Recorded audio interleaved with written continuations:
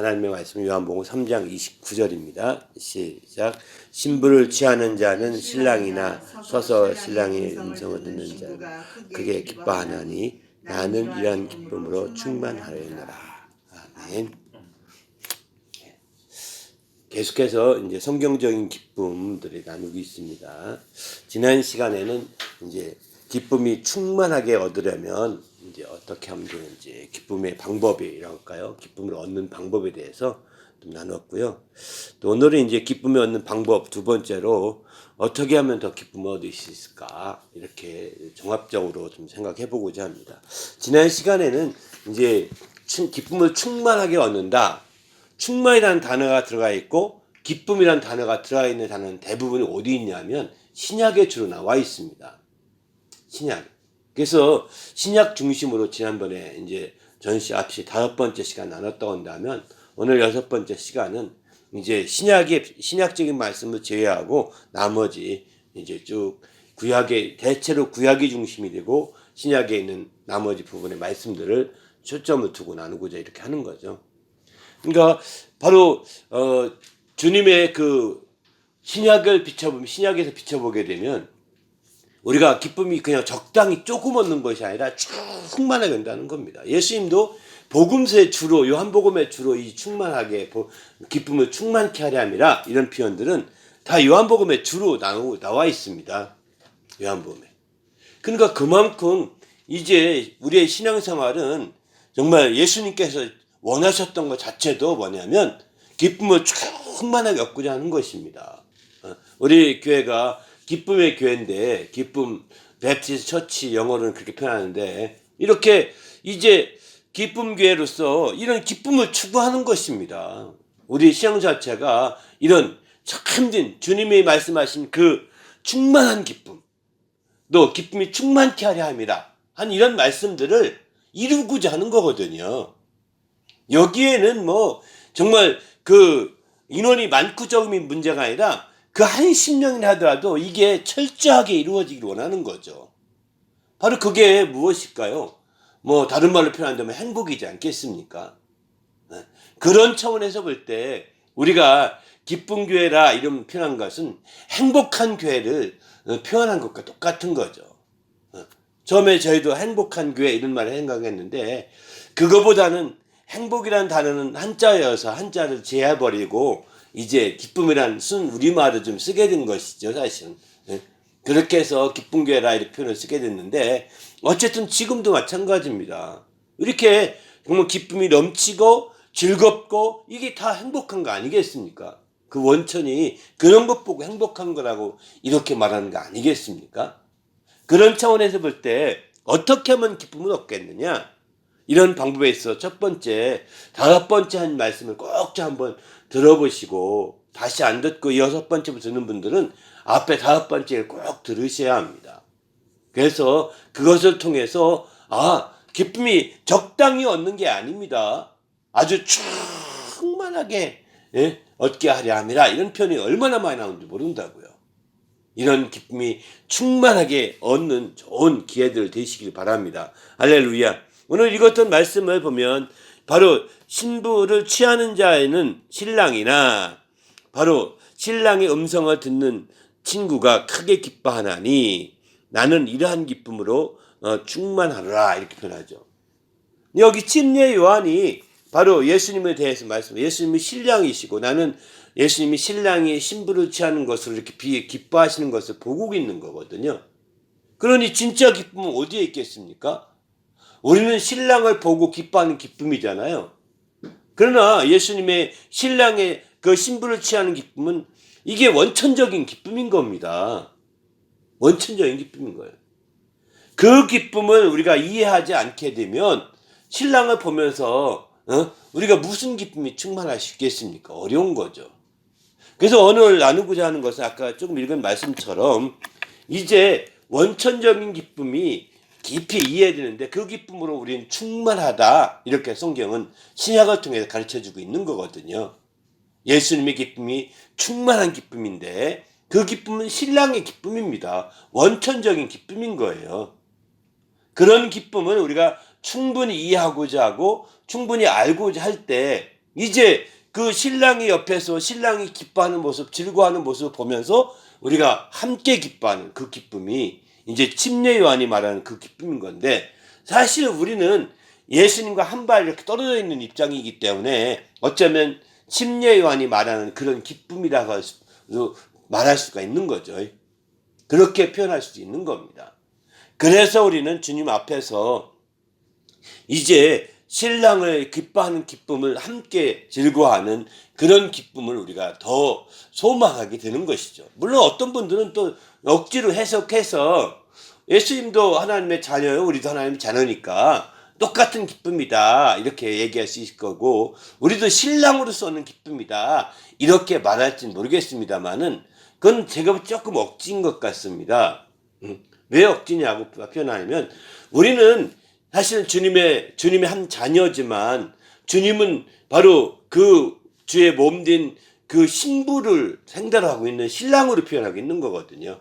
교회는 그 신부요, 교회의 머리가 되신 예수님은 그 신부로서 얘기하는 게 보통 요한계시록은 그렇게 얘기하거든요.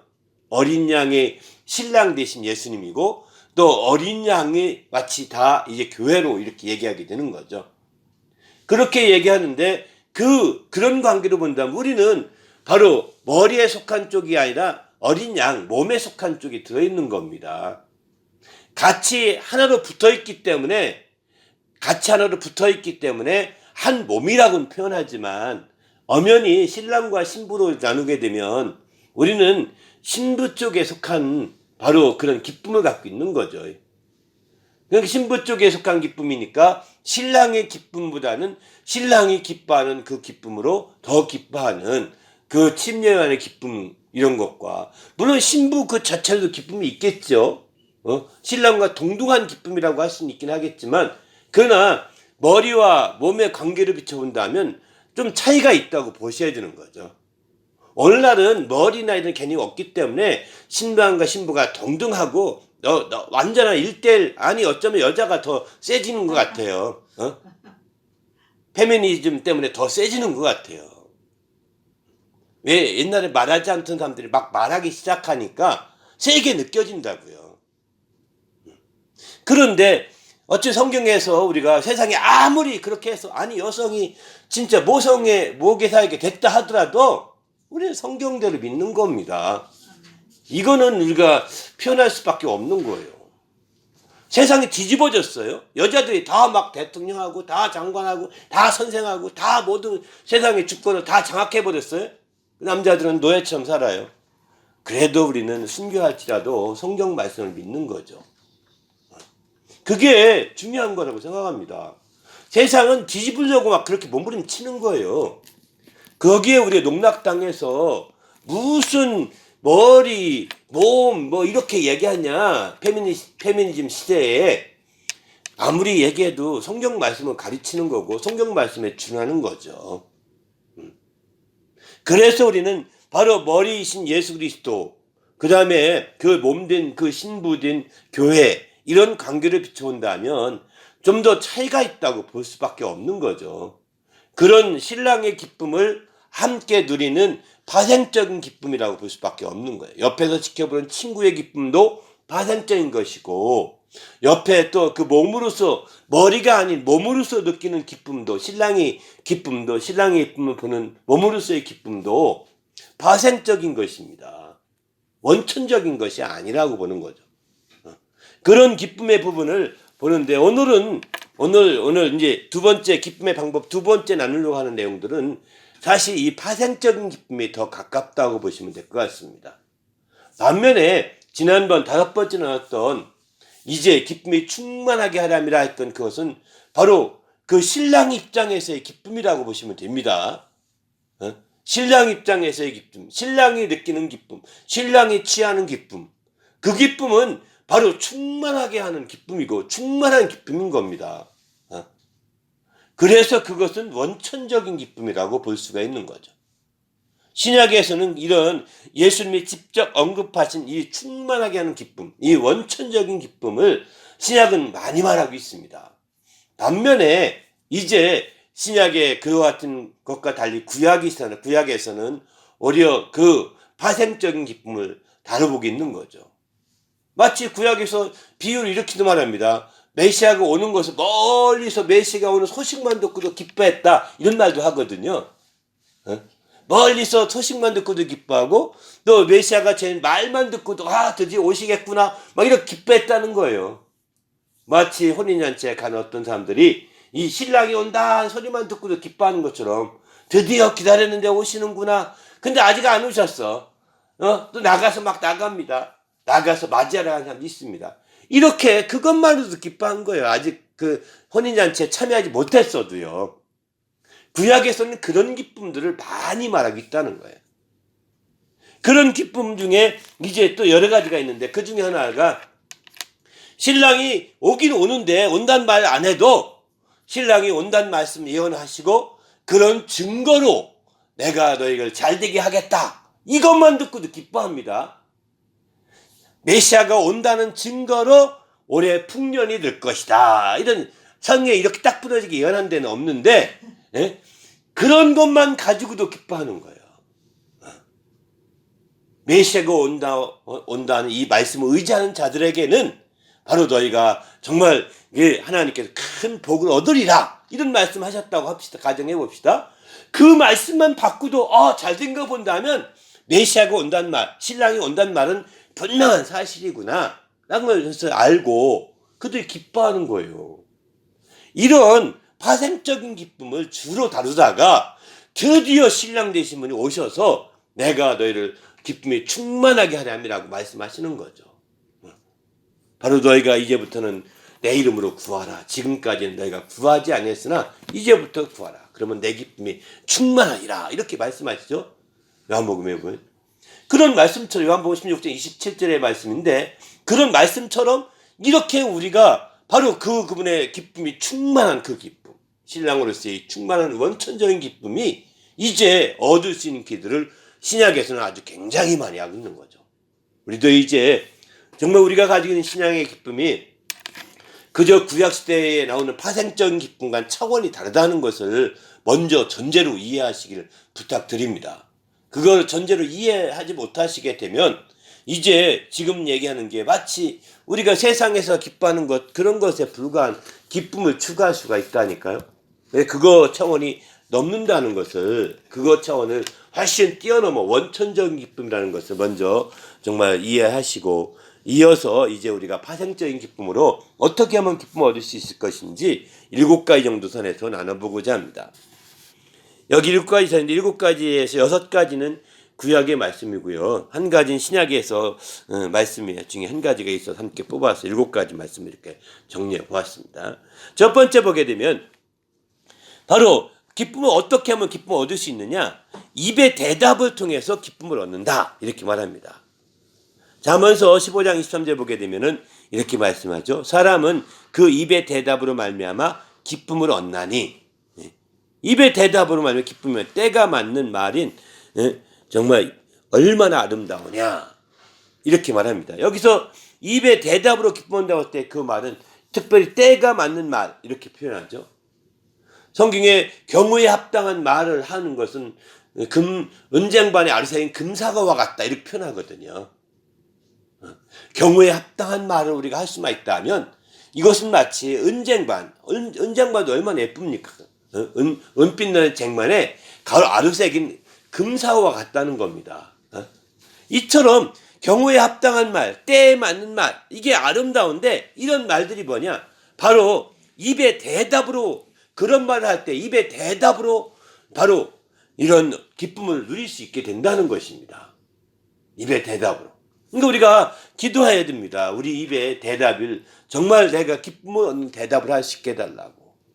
입에 그 대답이 기쁨이 안 드는 이유는 경우에 합당한 말을 못하고 때에 맞는 말을 못하기 때문에 기쁘지 못하고 이런 거거든요. 경우에 합당하고 때에 맞는 말을 할 때 정말 온전히 합당한 거죠. 잠언 15장 오늘 23절 앞에 보면 의논이 없으면 경영이 무너지고 지략이 많으면 경영을 성립하느니라, 이렇게 말합니다. 그러니까 여기서 입의 대답으로 말미암아 기쁨을 얻는다 할 때 그 말을, 그 말 중에 앞에 22절 말씀을 비춰본다면 의논을 합니다. 경영을 이루려고. 그때에 그 입의 말이 때에 맞고 경우에 맞는 말. 의논할 때에 어떤 회사가 어떻게 하면 잘 될 수 있을까? 어떻게 하면 이번 전쟁에 승리할 수 있을까? 의논을 할 때 때에 맞는 말, 경우에 합당한 말. 이게 입의 대답이지 않습니까? 그럴 때 기쁨 얻는 거죠. 그러니까 정말 어떻게 하면 회사가 잘 될 수 있을까 얘기할 때 좋은 지혜가 있어야 되는 거예요. 그냥 때에 맞는 말 잘하고 이게 잘하는 게 아니라 좋은 지혜가 있을 때만 이게 가능한 일이거든요. 미리 준비하고 깨어 있어서 그런 생각을 먼저 해보고 먼저 준비해보고 나름대로 혼자 시나리오 짜보고 막 이렇게 하면서 24시간 차를 탈 때도 그 생각을 해보고 또 누워서도 그런 생각 해보고 이렇게 하다 보면 좋은 영감 있는 말이 떠오른다고요. 그런 말들을 하나 둘 떠오를 때 그냥 지워버리지 말고 메모해놓고 또 메모해놓고 메모해놓고 이렇게 하다 보면 그것이 쫙 모아져서 입의 대답으로 기쁨을 얻을 수 있는 거죠. 저는 설교를 사실 그렇게 준비하는 편입니다. 요즘에 물론 요즘뿐만 아니라 그 전부터 그랬지만 설교를 준비하면서 설교하면서 굉장히 기쁨이 있습니다. 이건 왜 그러냐? 바로 설교를 어떻게 하면 이번 주 설교는 이건데 어떻게 하면 할까? 어떻게 하면 할까? 어떻게 하면 할까? 이런 설교를 계속 정말 누워서도 생각해보고 일어서도 생각해보고 또 잠시 뜸만 나면 또 생각해보고 그러다가 떠오르면 또 일어나서 쓰고 기록하고 막 이렇게 하거든요. 그렇게 해서 하다 보니까 모든 제 설교가 정말 새로운 개념이 계속 들어가게 되더라고요. 그냥 옛날에 있던 거 정리해서 하는 게 아닙니다.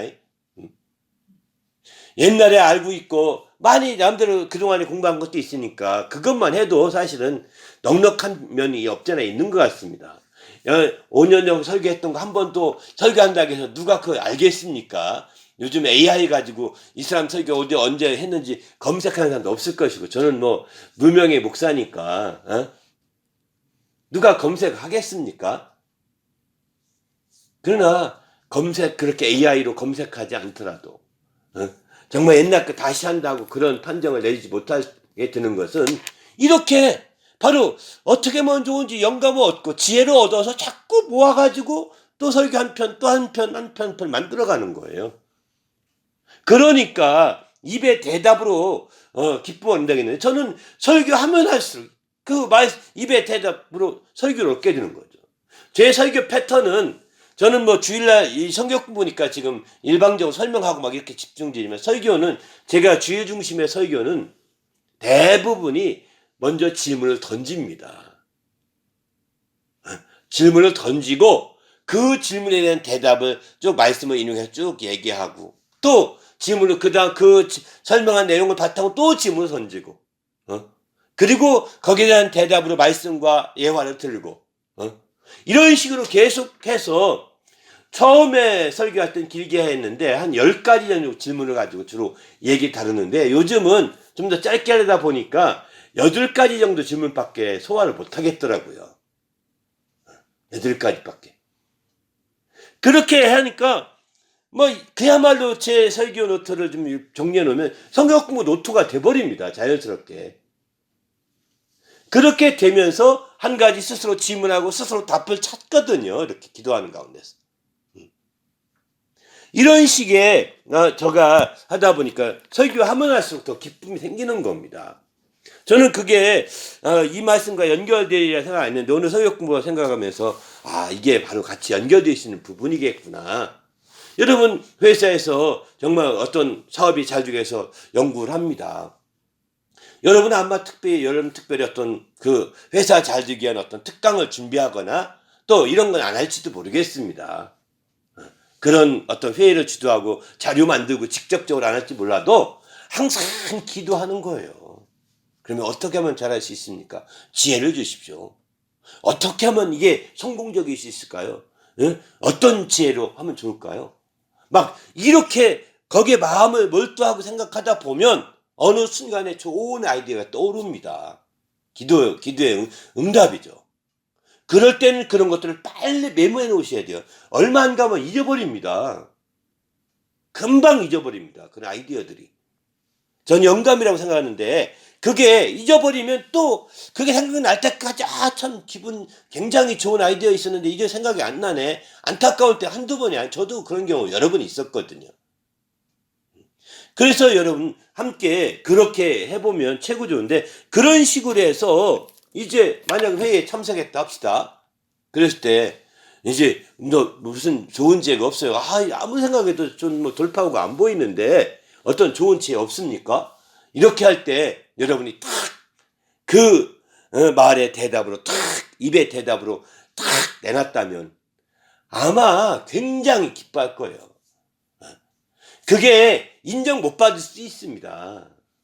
인정 못 받으면 좀 투구 마음에 두면 혼자 또 연구해보고 여러분이 가지고 있는 것 그렇게 하다 또 그거 인정 안 받았다 해서 그냥 잊어버리면 안 됩니다. 그걸 연구하고 또 모아놓고 자료를 모아오고 이렇게 해놓다 보면 나중에 그게 다시 채용될 수 있습니다. 저는 옛날 모임에서 그런 식으로 했던 것 같아요. 모임을 인도할 때는.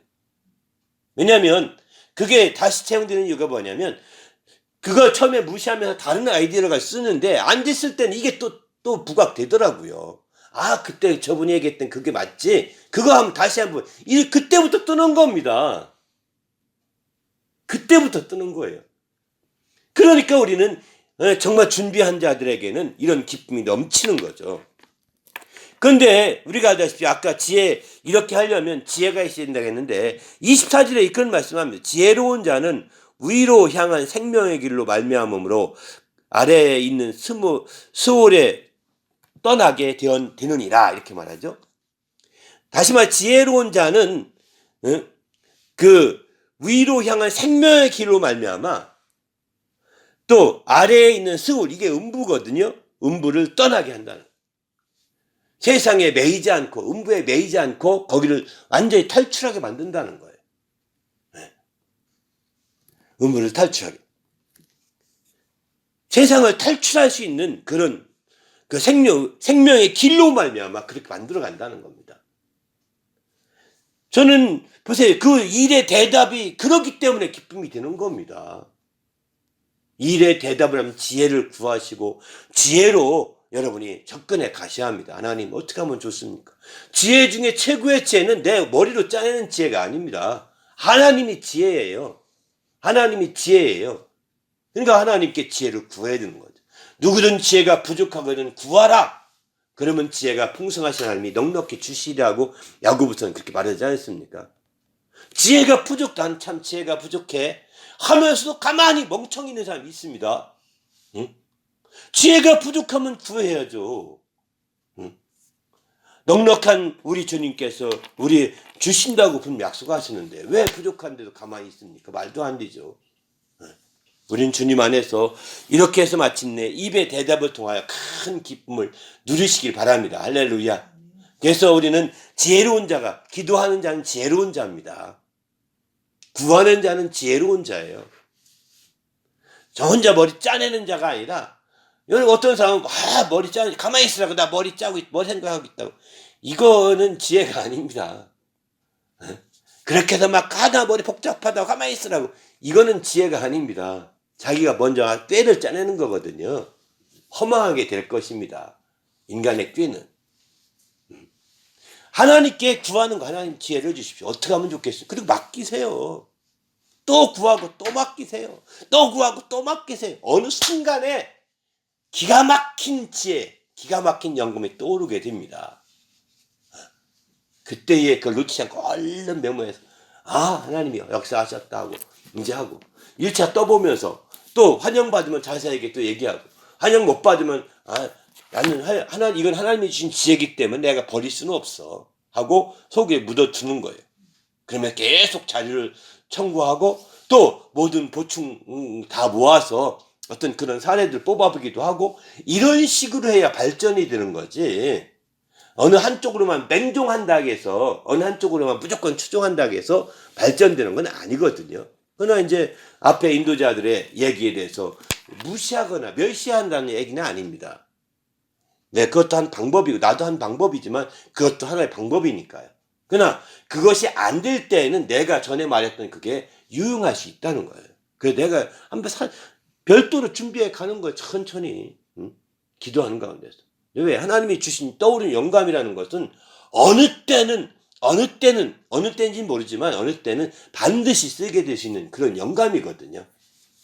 반드시 쓰려고 하나님이 주신 지혜예요. 그냥 일회용으로 되면 좋고 안 되면 안 돼. 이게 아닙니다. 나에게 주신 지혜는 언젠가는 그렇게 쓰일 수 있는 길이 열릴 것입니다.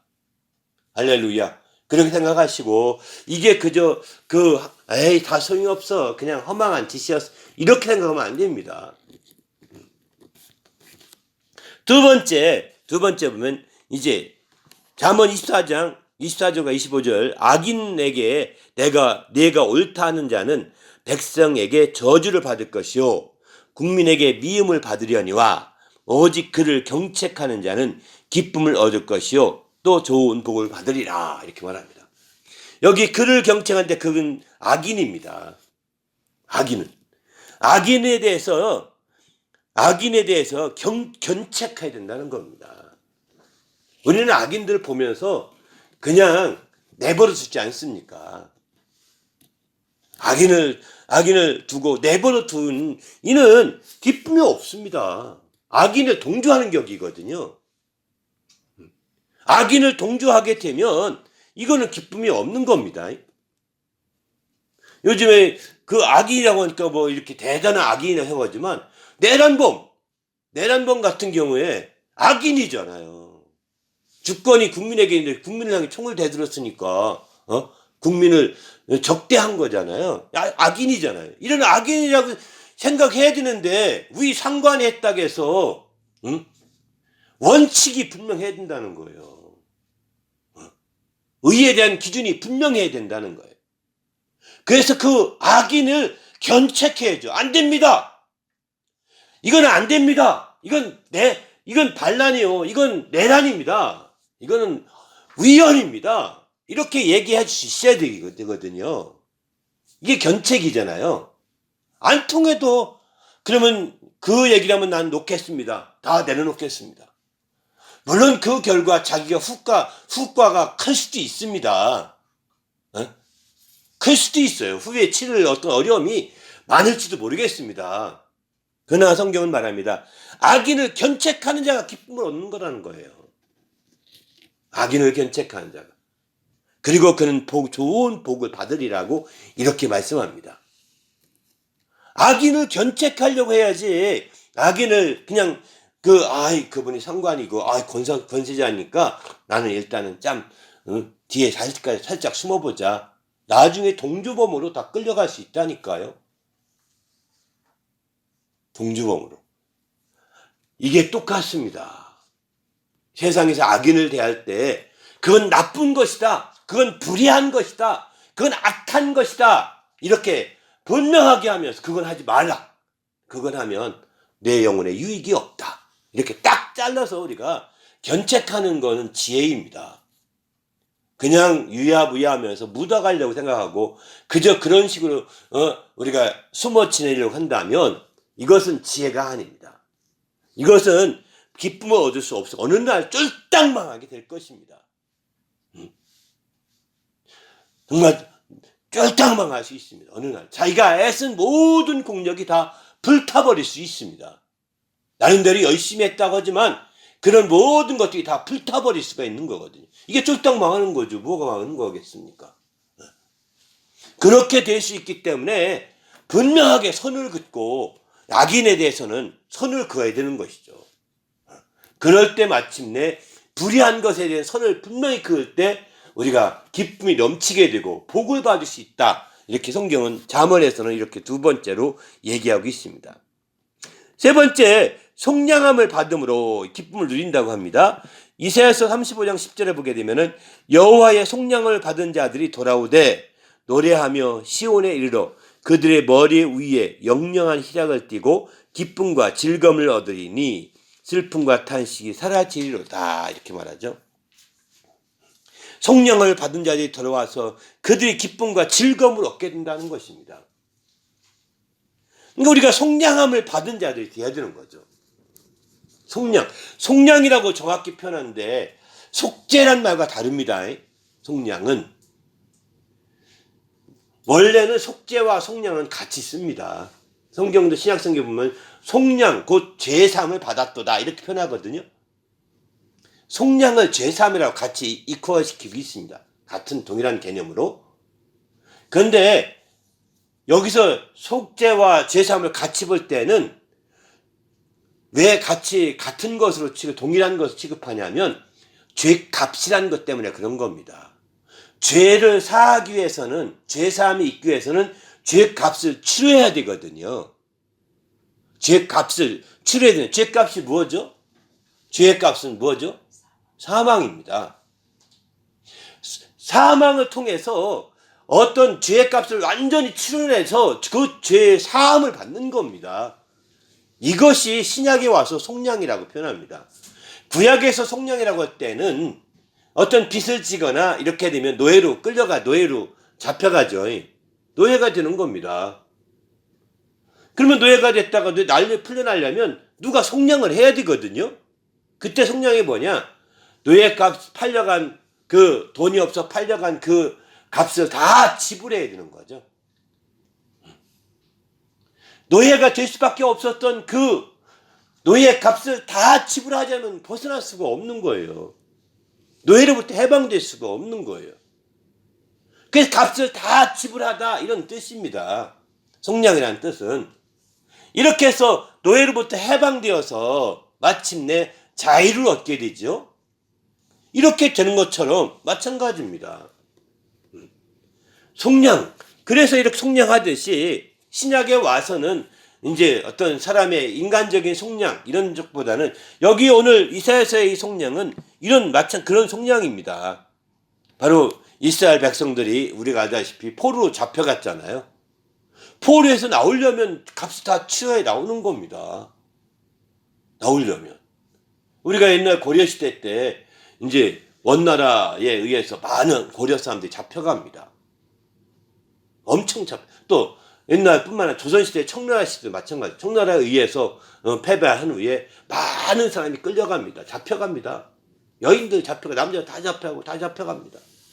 그런데 이제 그 전쟁 그렇게 끌고 가가지고 너희가 원하면 얼마 돈 내라 해서 그들을 데리고 옵니다. 그들을 돈 내고서 돈을 지불하고 그것들이 데려간 여자나 종들이나 남자나 다 들어오는 거예요. 1인당 얼마씩이라든가 이런 식으로. 그렇게 돌아오는데 그렇게 돌아온 여자를 환양녀라고 하는 환양녀죠. 근데 이 환양녀들이 그냥 돈은 받고 왔지만 몸은 자유가 되어 왔지만 와보니까 거기에 다 몸이 다 털린 거예요. 여자들 같은 경우는 다 그 어랑캐들에게 다 막 짓밟힌 거죠. 성적으로 짓밟힌 거죠. 그걸 알고서 이제 돌아온 여자들이 이제 자리를 못 잡습니다. 그리고 양반 교수라 하더라도 결혼이 안 됩니다. 왜? 정조를 잃었다고 해서 그런 거죠. 그래서 그때부터 유행한 게 환양녀 이런 뜻이 있는데 이런 것처럼 돈을 다 지불해야 되거든요. 그게 속량이에요, 이게. 그리고서 그들이 돌아와서 자유를 얻게 되는 거죠. 그런데 오늘날은 여기 신약에서는 그런 식의 여기 이사야서의 말씀은 그런 식의 속량입니다. 이스라엘 백성들 포로로 잡혀갔는데 그들이 돌아왔어요. 속량함을 받아서. 속량을 받아 돌아오되 속량을 받은 자들이 속량을 받았으니까 해방되니까 돌아올 수 있는 거예요. 포로로부터 해방되니까 돌아올 수 있는 거죠. 돌아오되 돌아온 그들이 바로 이와 같이 놀랍게 기쁨과 즐거움을 얻는다는 겁니다. 당연하겠죠. 그러니까 우리가 마찬가지 오늘날 신약에 와서 내 속량함을 깊이 생각해야 합니다. 우린 죄사함만 생각하니까 속량과 다르게 생각하거든요. 죄사함을. 그저 예수님 용서해 주세요 하면 다 죄사함 된다고 하니까 죄값을 깊이 생각하라는 것입니다. 속량함이라 생각할 때는. 그냥 예수님 용서해 주세요 하면 용서되는 것이 아니라 죄값을 치르고 용서되는 겁니다. 그러니까 내가 죄를 한번 지을 때마다 다시 한번 예수님을 죽이는 꼴이 되는 겁니다. 예수의 피가 지불돼야 되니까요. 핏값이. 근데 그런 생각을 안 하니까 기쁨이 없는 거예요. 우리가 회개해도 기쁨이 없는 거예요. 속량됐다 생각하지 않고 그냥 뭐 고백만 하면 속죄된대, 용서해준대, 그렇게 생각하니까요. 겉보기에는 고백만 하고 주님께 구하게 하면 다 용서받고 또 77번씩 70번이라도 다 용서를 해주시겠지만 또 그렇게 하라고 했으니까 주님 용서하지 않으시겠어요? 그러나 한 번 할 때마다 주님 한 번 죽어서 다시 핏값을 흘려야 되는 그런 상황이 될 수 있다는 것을 생각하셔야 되는 거예요. 이렇게 속량을 통해서 우리가 정말 자유함 얻은 자, 속량을 통해서 해방된 자, 이런 자들에게 기쁨과 즐거움이 있는 것이죠. 그러니까 우리가 회개해도 기쁨이 없잖아요. 얼마나 많은 사람들이 회개하라 해도 회개해도 기쁨을 누리지 못하는 이유가 무엇일까요?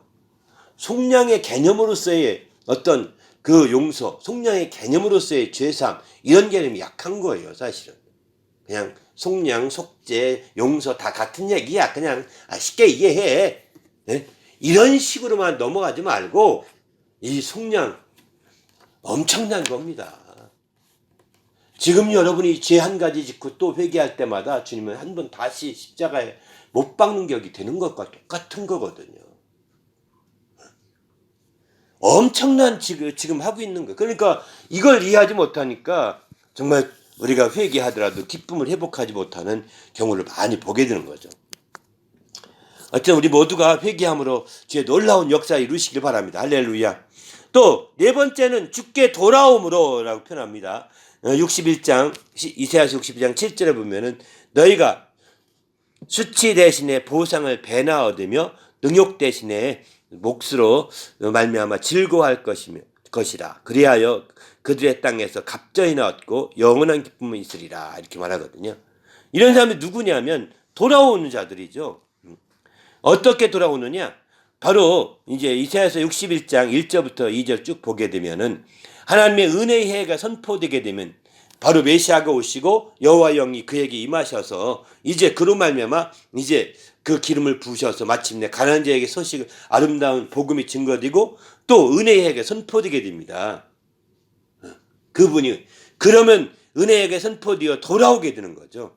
2절에 특별히 보면 은혜의 해와 하나님의 보복의 날이 선포하되 모든 슬픈 자를 위로하며 3절에 무릇 시온에서 슬픔한 자에게 화관을 주어 그 죄를 대신하며 그 기쁨을 구름으로 슬픔을 대신하며 찬송의 옷으로 그 근심을 대신하고 그들이 의의 나무 곧 여호와께서 심으신 그 영광을 나타낼 자라 일컬음을 받게 하려 하십니다. 이렇게 표현하거든요. 바로 이런 선포될 때 그 말씀 앞으로 돌아온 자들을 가르쳐 말하는 겁니다. 은혜에게 선포되고 복음이 선포되고 이렇게 놀라운 말씀이 막 선포되어도 난 안 믿어. 이렇게 하면 소용이 없는 거죠. 그 말씀을 믿고 그에게 돌아온 자들에게는 그런 모든 복음을 믿고 돌아온 자에게는 이와 같이 정말 수치 대신에 보상을 배나 얻게 되고 능욕 대신에 몫으로 많은 몫을 주셔서 즐거워하게 할 거라는 겁니다. 그래야 그들이 땅에서 갑절이나 얻고 영원한 기쁨까지 얻게 될 거라고 이렇게 말하고 있는 거죠. 그렇습니다. 하나님의 말씀을 듣고 그 말씀을 따라서 돌아오는 게 너무 중요한 거죠. 말씀을 듣고 돌아오지 않게 되면 바로 그 말씀을 믿고 돌아오지 않게 되면 아무 소용이 없는 거예요. 그 말씀을 따라 돌아오십시오. 그러면 수치 대신에 보상을 얻게 되고요. 능욕 대신에 많은 축복된 몫을 얻게 됩니다. 그래서 즐거워하게 될 것입니다. 그래야 땅에 있는 동안에도 우리는 정말 그 모든 것을 갑자기 얻고 또 영원한 기쁨까지 얻게 되는 것이죠. 바로 하나님 말씀을 따라 아멘 하고 돌아오는 겁니다. 지금도 마찬가지입니다. 매주마다 또 많은 유튜브 말씀을 통해서 말씀이 선포되고 있습니다. 오늘 지금 저도 이렇게 성경 공부를 통해 말씀을 선포하고 있죠. 이런 말씀 앞에 아멘 하고 받아들여서 돌아온다면 지금 당신의 위치에서 돌아와서 하나님께 더 가까이 간다면 여기 돌아오는 기준은 하나님입니다. 하나님께 더 가까이 하나님께 돌아온다면, 말씀을 듣고 회개해서 돌아온다면 당신은 이와 같은 놀라운 기쁨을 얻는 것이죠. 나도 모르는 사이에 자꾸 하나님과 멀은 쪽으로 미끄러지고 있거든요. 말씀을 들으면 또 돌아와야 되는 거예요. 나는 돌아왔으니까 더 이상 없어요. 아니, 이 땅은요, 영원한 모래톱 같아서 물이 왔다 갔다 하는 사이에, 시간이 흘러가는 사이에 자꾸 내가 바닷속으로 빨려 들어가고 있습니다. 이 세상이 그렇습니다. 나는 예수 잘 믿고 내가 얼마나 말씀도 많이 알고 내가 얼마나 무언데요. 나는 괜찮아요. 아닙니다. 당신부터가 문제예요. 그렇게 하기 시작하면서 어느 순간부터 쫙 무너지는 거죠. 모래의 성처럼 무너져 가는 겁니다. 그런 사람 많이 봤잖아요. 훌륭한 목사라는 사람들, 훌륭한 지도자라는 사람들이 얼마나 많이 타락했습니까? 여러분, 이단된 사람들이 처음 예수 안 믿는 사람이 없습니다. 예수 잘 믿었던 사람들이 대부분 이단됩니다. 지금 이단됐던 사람 대부분 예수 잘 믿던 사람들이에요. 그러니까 그들이 왜 그렇게 됐을까요? 난 됐어, 난 이만하면 됐어 하고 거만했기 때문에 그런 겁니다. 우리는 아무리 잘 믿고 성경을 달달달달 어떤 사람처럼 구약을 다 외운다 하더라도 구약을 다 외운대요, 어떤 사람이. 우리 집사람은 구약을 다 외워요, 이럽니다. 그래서 무당짓 하나요, 그 사람이? 그래도 우리는 더 겸손하게 하나님 말씀을 듣고 돌아와야 되는 겁니다. 하나님께로 더 가까이 나가는 게 돌아오는 거거든요. 그렇게 될 때 이런 기쁨을 누릴 수 있다는 거예요. 그렇지 않게 되면 코너로 몰려서 멸망을 피할 수 없게 된다니까요. 어느 순간에는 넘어지게 됩니다. 어느 순간. 그때까지 넘어지기 전까지는 잘 나가는 것 같을 수도 있습니다. 어느 순간에 졸지에 넘어지더라라고 시편에 말하지 않습니까? 그러면 시편 기자가 나는 악인을 잘 되는 거 보면서 부러워했다. 그리고 왜 하나님의 의인들이 잘 안 돼서 어려운 거 보면서 하나님 앞에 늘 원망하고 이렇게 해서 불평하고 했었는데 나중에 성전 올라가다 보는데 깨달았는데 악인들이 가만히 보았더니 악인들이 잘 나가고 있는 것 같은 악인들이 얼음판, 미끄럼판 위에 있더라. 이걸 깨달았다는 거예요. 그래서 내가 이걸 깨닫고서 정말 하나님 앞에 감사했다고 그는 이렇게 표현합니다. 시편 90편인가요? 97편인가요? 이렇게 말합니다. 그래서 우리는 주님 앞에서 정말 이 악인들처럼 미끄럼판에 있을 수 있다는 거 아셔야 돼요. 세상에 잘 되는 거 부러워하지 마십시오. 잘 나가는 거 부러워하지 마십시오. 오히려 잘 된 것보다 안 된 게 나을 때가 있다는 거니까. 잘 된 것보다 안 된 때가 훨씬 더 당신을 깨어있고 당신에게 더 좋았을 때가 있을 수가 있는 거죠. 그래서 이런 미끄럼판에 있는 모습 보면서 부러워하고 하나님 원망하다가 망하는 자가 되지 마시고 이제 빨리 하나님께 돌아오시길 바랍니다. 할렐루야. 하나님을 가까이 하는 것입니다. 그럴 때에 행복해질 수 있어요. 그럴 때에 기쁨을 얻게 되는 겁니다. 여섯 번째는 주의 말씀으로 에레미야 15장 16절을 보면은 만군의 하나님 여호와시여 나는 주의 이름으로 일컬음을 받은 자라 내가 주의 말씀을 얻어 먹었사오니 주의 말씀은 내게 기쁨과 내 마음의 즐거움이 오나 이렇게 말해요. 주의 말씀은 내게 기쁨과 즐거움이라는 거예요. 내가 주의 말씀을 얻어 먹었는데 바로 기쁨을 얻은 거랑 똑같은 거죠. 바로 주의 말씀으로 말미암아 기쁨을 얻는다는 것입니다. 말씀으로. 또 고린도 후서의 2장 3절에 보면은 내가 이같이 쓴 것은 내가 갈 때에 마땅히 나를 기쁘게 할 자로부터 도리어 근심을 얻을까 염려함이요 또 내가 모두에 대한 나의 기쁨이 너희 모두의 기쁨인 줄을 확신함이로라 이렇게 표현합니다. 이 바울사도가 이제 고린도 후서를 쓰면서 이제 마음에 걱정을 하는 거예요. 내가 갈 때에 마땅히 나를 기쁘게 할 자로부터 오히려 근심을 얻을까 걱정하고 면서 이걸 쓰는 거거든요. 그런데 내가 이 편지를 쓰는 자체가 혹시 나의 가면 막 기뻐할 자들인데 그들에게 근심을 시킬까 걱정된다는 거예요. 그런데 사실은 아니다. 너희 모두에 대한 나의 기쁨이 너희 모두의 기쁨인 줄을 확신합니다. 이렇게 하면서 내가 이거 쓴 것은 너희 기쁨이 되게 하려고 쓰는 거라는 겁니다. 너희가 염려케하고 근심되게 하려고 쓰는 것이 아니라 너희에게 기쁨이 되게 하려고 쓰는 것이라고 이렇게 말합니다. 그렇습니다. 성경을 기록한 모든 것은요, 우리에게 진지하게 보셔야 됩니다. 성경 말씀을 따라서 기쁨이 되는 것입니다. 어떤 사람들이 성경 말씀 따라 어떤 사람들은 또 악한 행위를 할 때가 있다고 그러죠. 이거는 악인들이 하는 거, 악용되기 때문에 그런 겁니다. 성경 말씀은 따라서 이제 정말 성경 말씀 따라 자살할 수 있을까요? 불가능합니다. 성경 말씀을 자기 몸을 쳐서 자해할 수 있을까요? 이것도 안 됩니다. 그 성경 말씀을 통해서 자기를 쳐서 복종시키기 위해서 내가 몸을 쳐서 피나게 하고 자해하고 이렇게 하는 거 지혜가 아닙니다. 피 안 나게 하고도 자기를 마음과 생각을 쳐서 복종시키는 방향이 될 때 오히려 기쁨으로 크게 되는 것이죠. 그 말씀을 통해 말씀이 그렇게 죽이고 멸하고 말씀이 사라지고 소멸하는 데 목적이 있지 않은 겁니다. 말씀을 살리고 또 살려서 기쁨이 되게 하는 데 목적이 있는 것이죠. 난 말씀을 따라서 어떤 사람이 그러더라고. 이제 지난번에 그 시한부 종말론이 있었지 않았습니까? 20세기 말에 그때 시한부 종말론자들이 드디어 그 날짜가 지나가니까 허망해지죠.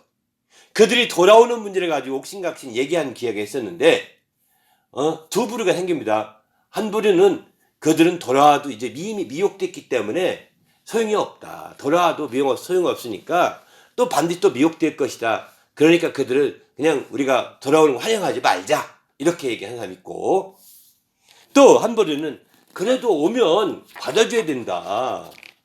성경 말씀에 그들이 한번 비침을 얻고 회개하더라도 그들이 그 인용한 말씀은 뭐냐면 한번 회개하면 비침을 얻고 회개해도 회개할 제사가 없다. 이런 말씀으로 히브리서의 이 말씀을 이용해서 반박하는 거거든요. 그들 환영할 필요가 없다고 말하는 거거든요. 말은 맞습니다. 그러나 하나님이 받아줄지 안 받을지 모르지만 그들에게 회개할 기회는 제공해야 된다고 저는 생각합니다. 저는 반대편에 있던 사람이었는데 회개할 기회는 줘야 된다. 하나님이 받아줄지 안 받을지는 모르겠지만 하나님이 받아주시면 혹이라도 정말 그들이 살 것이고 아니면 그냥 멸망할지는 모르겠지만 우리가 멸망하도록 내버려 너는 와도 소용없어. 회개할 만한 제사가 없어. 정죄하듯이 잘라낼 수는 없다는 거죠. 말씀 두고도 지금 똑같은 해석이 다르게 나오잖아요. 기록된 말씀은 살리고자 하는 말씀이지 죽이는 말씀이 아니라는 것입니다. 에사가 정말 그 장자의 명물 팔고 회개할 길을 얻지 못했다고 우리 얘기하지 않습니까? 눈물 흘려도 이런 말씀도 이제 한번 팔았으면 끝났다 이걸 정죄하려고 하는 말씀이 아니라 혹시라도 똑같은 상황이 됐다 하더라도 이제 살리고자 기록한 거예요. 그렇게 하지 말라는 것이고 했다 하더라도 정신을 바짝 차리고 회개하라는 얘기지. 아니 기록된 말씀을 가지고 살리려고 하지 않고 기록된 말씀 가지고 죽이려고 한다면 무슨 기쁨이 있겠습니까? 모든 기록된 말씀은 살리려고 하는 말씀입니다. 그런 측면에서 아까 얘기했던 그런 사람들도 이단에 빠졌다가 돌아온 사람들에 대해서도 우리가 함부로 정죄해서는 안 되는 거예요. 역시 우리는 좀 지켜봐야 됩니다. 이렇게 함부로 말해야 됩니다. 누가 지켜보라겠어요? 그도 형제인데 품어주라겠죠. 그로 인하여 상한 마음들을 하나님이 아실 것이고 하나님은 그에 대해 판단을 하실 것입니다. 그래서 우리는 이제 모든 성경의 말씀들이 살리는 말씀이기 때문에 이제 살리는 데 초점 두고 해석을 해야지 죽이는 쪽이나 정죄하는 쪽이나 참사하는 쪽으로 이용해서 말하면 안 되는 겁니다. 어떤 말씀이든지 간에. 어쨌든 이렇게 주에 기록된 말씀을 살리는 쪽으로 말씀을 우리가 활용하게 되면 그 말씀을 살리는 말씀으로 순종하게 되면 기쁨을 얻을 수 있다는 거예요. 할렐루야. 우리도 주의 말씀이 내 기쁨이요 내 마음의 즐거움이라는 것은 살리는 말씀이 되기 때문에 기쁨이 드는 것이죠. 여섯 번째는 하나님의 위로함으로 말미암아 이렇게 된다. 예레미야 31장 13절에 이렇게 말씀하시죠.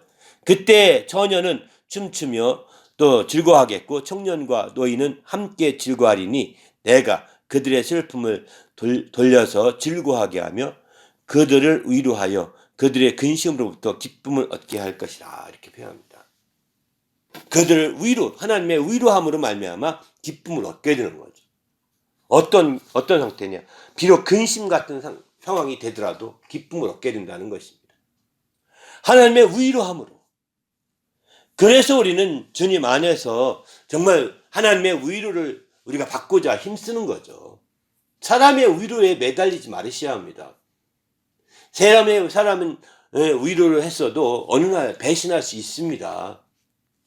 사람은 아무리 많은 위로가 되어도 어느 날 그게 끊어지는 때 그 상황에 따라 배신감으로 느껴질 수가 있다고요. 뭐 그런 의도가 전혀 없어도 그렇게 느껴질 수 있습니다. 사람을 의지하고 사람의 위로를 받으려고 생각하지 마셔야 합니다. 어저께까지는 위로의 말도 잘하고 막 좋은 말만 했던 사람이 어느 날 갑자기 변한 것처럼 이제 말하면 당신은 큰 상처를 받을지도 모릅니다. 사람을 의지했고 사람의 위로에 매달렸기 때문입니다. 하나님의 위로를 받는 데 초점을 둬야 참된 기쁨을 누릴 수가 있는 것이죠. 하나님의 위로를. 하나님의 위로를 온전히 받아서 하나님의 위로를 통해서 이제 근심되는 상황에서라도 온전히 기쁨을 누릴 수 있다고 하니까요. 그러나 하나님의 위로를 받게 되면 근심되는 상황이 없으면 얼마나 더 큰 기쁨이 있겠습니까? 더 말할 것 없이 행복하지 않겠습니까? 이렇게 우리는 하나님의 말씀을 통해서 또 주님의 하나님의 위로를 통해서 이런 정말 기쁨을 얻기를 예수님의 이름으로 부탁을 드립니다. 할렐루야. 일곱 번째는 이제 너희의 사랑으로 이렇게 기쁨을 얻는다 이렇게 표현합니다. 빌레몬서에 신약이 나오는 빌레몬서에 사도 바울이 표현한 말씀들이 있어서 한번 다시 일곱 번째로 모아봤습니다. 형제여 성도들의 마음이 너로 말미암아 평안함을 얻었으니 내가 너의 사랑으로 많은 기쁨과 위로를 받았노라 이렇게 표현하죠. 또 빌레몬서 1장 20절 오 형제여 나로 주 안에서 너로 말미암아 기쁨을 얻게 하고 내 마음이 그리스도 안에서 평안하게 하라 이렇게 표현하죠. 너로 말미암아 기쁨을 얻게 하고 여기 너라고 할 때 너는 그 사랑이 여기는 너라고 표현했지만 그 1장 7절 보면 너희 사랑으로 이렇게 표현하죠. 너희의 사랑으로. 그러니까 단순하게 사람으로 말미암아 기쁨 얻는 것이 아니라 그 사람의 사랑으로 기쁨을 얻는 것입니다. 그 사람의 사랑으로 기쁨을 얻는 것. 사람으로 기쁨을 얻으려다 보면 사람에게서는 실망할 수 있습니다. 그러나 그 사람의 사랑으로 기쁨을 얻으려고 해야 이게 온전해질 수 있는 거죠.